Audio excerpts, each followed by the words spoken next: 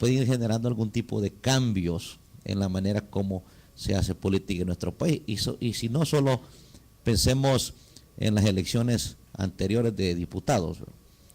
Con este movimiento ciudadano de reformas electorales se hizo mucho. Con eso, por ejemplo, de no solo votar por la bandera del partido, sino elegir de una manera directa a los diputados.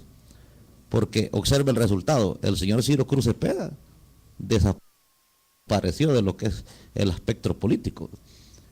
Y ahí hay un ejemplo, ¿verdad? Cómo una reforma puede contribuir y cómo generó para que el ciudadano tomara conciencia de qué clase de personas querían la Asamblea Legislativa. Y por lo menos ahí tenemos un ejemplo claro.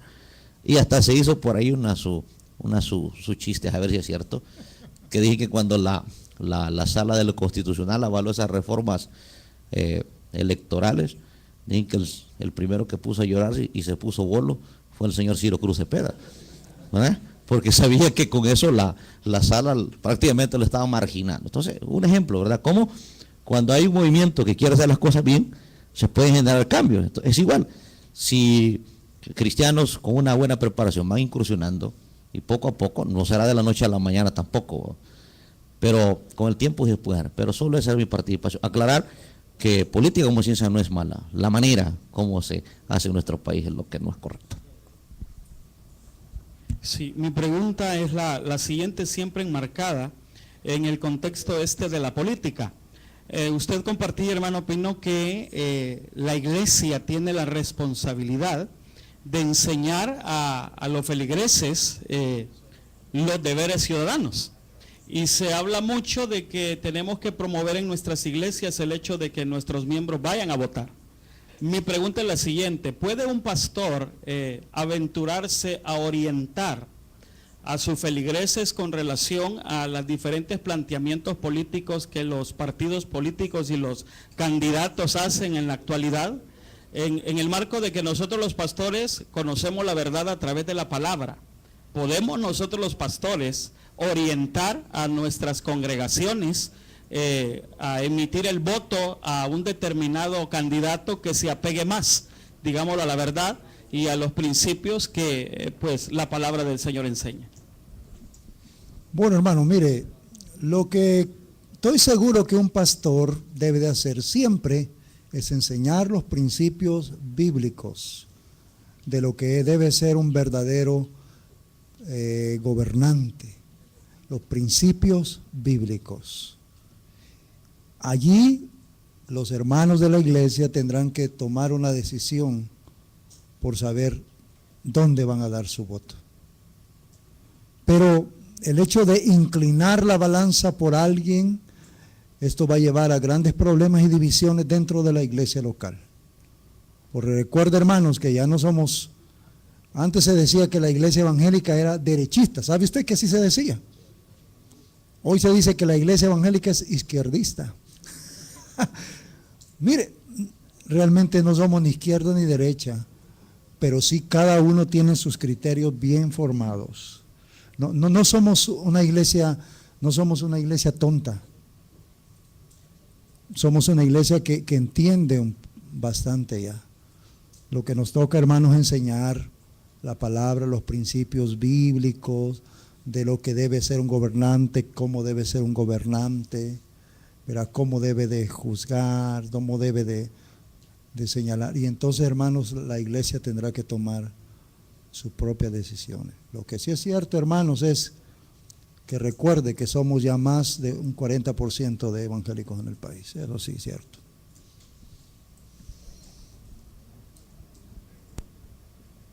Gracias, mi nombre es Henry Gutiérrez. Bueno, al escuchar la ponencia y las preguntas y comentarios, yo quiero también vertir mi opinión. Realmente vivimos una crisis en el tema de la teología comunitaria, que eso es lo que realmente estamos planteando según la ponencia, una crisis en la teología comunitaria y en todas las esferas. Ahora, mientras la iglesia no cambie, la nación no va a cambiar. Y necesitamos hombres y mujeres que no sean comunes y corrientes dentro de las esferas sociales, políticas, económicas, etcétera, sino realmente mujeres y hombres que hayamos nacido de nuevo. Yo lo he dicho, hoy cristiano se llama el carwash, es cristiano, la pupusería es cristiana, los colegios son cristianos, vamos a excluir las universidades. Sí. Entonces, pero los que no son cristianos son quienes las lideran y las administran. Entonces, necesitamos realmente, más que cualquier otra cosa, vivir en el Espíritu, en el fruto del Espíritu. Y cuando hablaban del ente rector, yo quiero decirles qué más ente rector quieren que la palabra de Dios, que es nuestra única regla de fe, práctica, gobierno y disciplina. Si nosotros levantáramos un ente rector, sería corrupto, porque tendría favoritismos, porque el dinero lo arregla todo, porque el amiguismo, igual que pasa en cualquier otra cosa secular, que no hay nada secular. Entonces, ¿qué necesitamos nosotros? Nosotros necesitamos en la política mujeres y hombres nacidos de nuevo. En la educación, hombres y mujeres nacidos de nuevo. En la empresa privada, hombres y mujeres nacidos de nuevo. En la economía, hombres nacidos de nuevo. En las comunicaciones, hombres y mujeres nacidos de nuevo. Y hasta, voy a decirlo, y hasta en la iglesia necesitamos hombres nacidos de nuevo. Hasta en la iglesia. Gracias. Quisiera, antes de ceder el micrófono a otra persona, solo, bueno, tenemos a partir de ahora 10 minutos para el espacio de preguntas y respuestas. Entonces, ser concretos a la hora de vertir una pregunta. Lo más preciso, conciso y preciso, como dijo alguien, ¿verdad? Bueno, realmente después de oír la ponencia, creo que a veces se dice que la política es sucia y todo esto, pero yo creo que el trabajo nuestro está en ponernos de meta que los políticos se conviertan, porque el problema es que esos políticos ya llevan años ahí y no se convierten. Entonces parece que la idea es que hay que orarle al Señor, ¿verdad?, que si no los va a convertir, que los quite, ¿verdad?, porque Dios es el que quita y pone reyes. Eso es lo primero. Uno debe perseguir que los políticos se conviertan. Segundo, creo que el ejemplo de Israel nos pone en el hecho de que el gobernante que tiene como consejero a una persona que teme a Dios, por lo general no le iba tan mal. El problema es que con respecto a los políticos y a los que quieren gobernar el país, es que ellos no tienen esa visión, ¿verdad? Que cuando se está bien con Dios, se está bien en lo económico, se está bien en lo social, se está bien en todas partes. Entonces, muchos de los aspirantes que quieren gobernar al país no ven a Dios. Lo tienen como un eslogan, pero ninguno de ellos, yo no oigo a ninguno de ellos diciendo el país lo que necesita es buscar a Dios. Entonces, por eso digo, necesitamos dos cosas. No debemos quedarnos con las manos cruzadas. Debemos empezar ya a pedirle al Señor que convierta a los políticos o haga algo otra cosa que genere un cambio y nos permita hacerlo.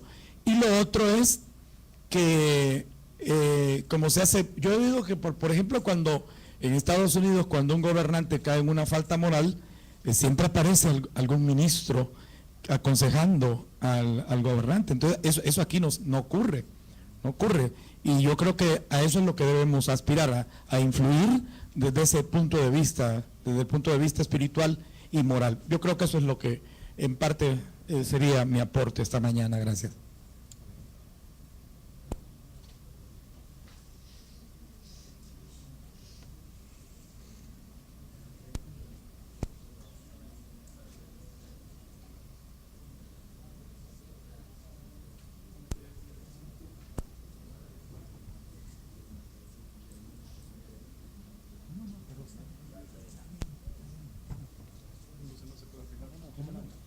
Gracias.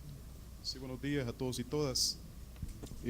Siempre sobre la base de la responsabilidad ciudadana que tiene el pueblo de Dios y sus ministros.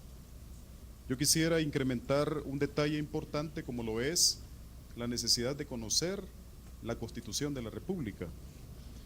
Una de las circunstancias por las cuales la Iglesia es vulnerada es porque desconoce la ley, sus derechos, sus obligaciones. De tal manera que la misma Constitución pisotea al cristiano por desconocerla. Un ejemplo bien sencillo es el artículo 26, que dice, con el respeto, si hay algún católico por acá, le amamos también, ¿verdad? Pero dice que se reconoce la personalidad jurídica de la Iglesia Católica. Las demás iglesias podrán solicitar su personería con el procedimiento que les impone o que les establece la ley. Eso es desigualdad. Dice el artículo 3 que todos somos iguales ante la ley. Por lo tanto, el artículo 26 es inconstitucional. Pero como la iglesia descansa en una especie de temores infundados, la iglesia actual debería de reaccionar de manera obviamente muy ética, con capacidad, con entereza, sin temores. Me agrada lo que dijo nuestro amado hermano, que los políticos hay que orar para que se conviertan, pero mejor llevémoslos ya convertidos, será más fácil.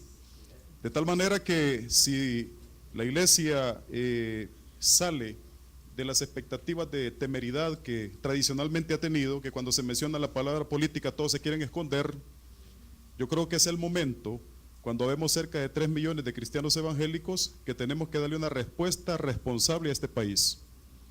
A nivel mundial estamos clasificados como la segunda nación más delincuente o con alto índice delincuencial del planeta, más violenta.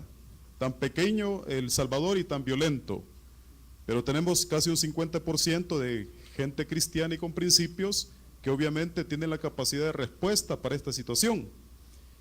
Pero el tema de los desafíos me gustó muchísimo, estimado hermano, porque la iglesia tiene que desafiar, la iglesia tiene que desarraigar de raíz los fundamentos sucios y tradicionales que se han impuesto, porque esos son meramente diabólicos. Nosotros tenemos un Dios poderoso y por lo tanto tenemos la capacidad y la calidad.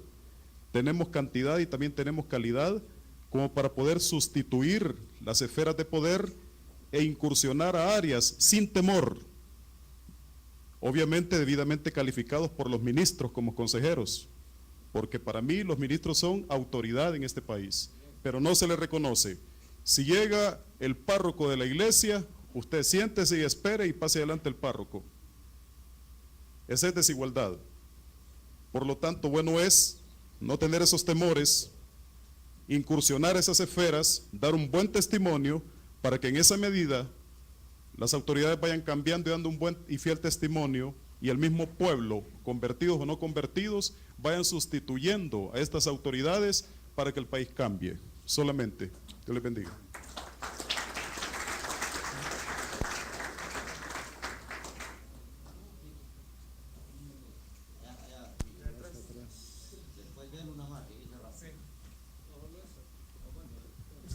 Sí, la pregunta va para el quinto desafío, que es con respecto a la unidad de la iglesia evangélica. No sé si como presidentes de misiones, como superintendentes o como pastores generales, se hace algún esfuerzo para que esa unidad se dé ya con el liderazgo de la iglesia. Porque ya en la parte que operativa, se puede decir, en las iglesias, en los pueblos, eso es bien difícil. En algunas veces se deja ver como que hay alguna denominación que no quiere saber nada o no quiere unirse al esfuerzo de unidad. Se identifica una denominación específica que no quiere participar en la unidad. Entonces, no sé si hay algún esfuerzo, aprovechando que usted es presidente de Misión Centroamericana, que tenga usted contacto con los demás superintendentes o con los demás pastores generales de las principales organizaciones, que hagan un esfuerzo específico para la unidad y que de los liderazgos baje a la parte operativa, se puede decir, de los demás pastores. Bueno, hermano, el trabajo de la unidad de la iglesia evangélica, hermano, es un trabajo intenso, muy difícil. Creo que hemos vivido un tiempo, una época donde cada uno ha estado haciendo lo que lo que ha querido. No malo, pero cada uno esforzándose por su lado. Hemos comenzado ya a tratar de trabajar unidos en algunas cosas. Nos hace falta muchísimo todavía, hermano. Pero yo hoy por lo menos yo puedo decir que conozco casi a la mayoría de líderes nacionales que hemos estado en algunas reuniones y en todo. Pero créanme lo que el hecho de arriba para bajar hasta el último pastor es un trabajo arduo. Y esto nos va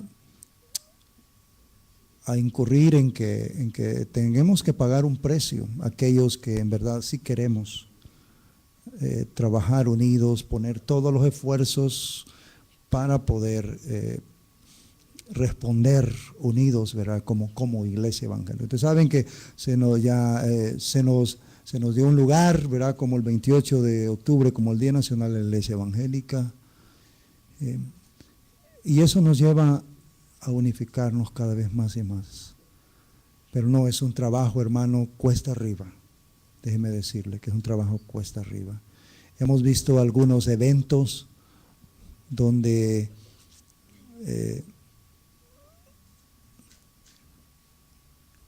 es triste reconocerlo, pero que esa unidad no se ha manifestado como se espera. Pero ahí está nuestro trabajo y por eso lo coloqué como un desafío, porque para mí es un desafío grande y hay que seguir trabajando en ello con la ayuda del Señor, con paciencia, sabiendo que Dios quiere que sigamos trabajando, que podamos en algún momento dado ver ese esfuerzo. Pero sí hay esfuerzos, hermanos, y eso, yo me alegro mucho de eso, hay esfuerzos. Y algunos líderes, la mayoría de líderes nacionales, déjeme decirle, parece que estamos tomando esa actitud correcta. Hay algunos todavía que no, pero yo pienso que es el Espíritu Santo el que tiene que llevarnos a ello. Pero si todo lo que estamos viendo y todo lo que la situación que estamos viviendo en nuestro país nos está haciendo pensar que no podemos trabajar solos, que tenemos que trabajar unidos, porque así es que como vamos a dar verdaderas respuestas a los desafíos de nuestro país. Muchas gracias. Bueno, agradecemos entonces la participación de ustedes haciendo las preguntas o opinando y también las ponencias de mi hermano David Alfonso Pino. Queremos dar algunas indicaciones. Primero, no sé si está con nosotros el hermano Mauricio Reyes. Quisiéramos que se pusiera en pie para saber, hermano Mauricio Reyes. Acá está. Bueno, gracias que lo querían ubicar. También, cuando la mecánica del almuerzo la voy a explicar. Al salir de este salón, en la parte donde recibimos el refrigerio, ahí se nos va a entregar unos tickets individual y entonces vamos a bajar, ahí está el acceso, hay unas gradas para entrar a la parte del restaurante. Únicamente va a ser una fila para que se vaya desahogando, es una fila que camina rápido.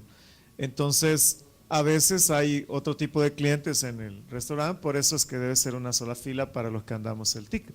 Usted entrega el ticket y entonces le entregan el debido almuerzo. Entonces, esa es la mecánica. También mencionar a todos los estudiantes que entreguen nuevamente lo que se pidió y es los nombres de las personas que usted trajo para poder elaborar el diploma de participación que se va a entregar el día de mañana. Pero si hay en medio de nosotros personas que vinieron por iniciativa propia recuerdo que se han ganado algunas entradas en algunos lugares, también se acercan a la mesa que está al final. Ahí está el pastor Dagoberto Miranda y el pastor Juan González. Ellos están tomando los nombres. Los que vienen por invitación de un estudiante, por lo general es el estudiante el que ya entregó sus nombres, ¿verdad? Pero el que ha venido por iniciativa propia o porque se ganó alguno de los tickets para venir, entonces sí tiene que dar su nombre para que en el diploma ya vaya impreso y no se tenga que poner a mano, ¿verdad? Que es lo que queremos evitar. Por la tarde tenemos la participación del pastor Mario Vega y se va a estar hablando del liderazgo y el ministerio. Entonces la mecánica es la misma. Vamos a estar escuchando las ponencias y usted vaya anotando, ¿verdad? Sus opiniones para que lo pueda aprovechar. Y por último, las personas que aún no están solventes de la actividad, también en la parte de afuera, a la par de la mesa de inscripción, va a estar nuestro hermano pastor Arturo Alvarado, y así aquellas personas que no están solventes, que debían alguna cantidad o que no habían cancelado, todavía lo pueden hacer con él, y así finiquitamos y todo queda ya debidamente saldado. Pueden ponerse en pie, hermanos, le damos un aplauso en agradecimiento a nuestro hermano David Alfonso Pino. Y tal vez añadiendo un poco, hermanos, aún eventos como este,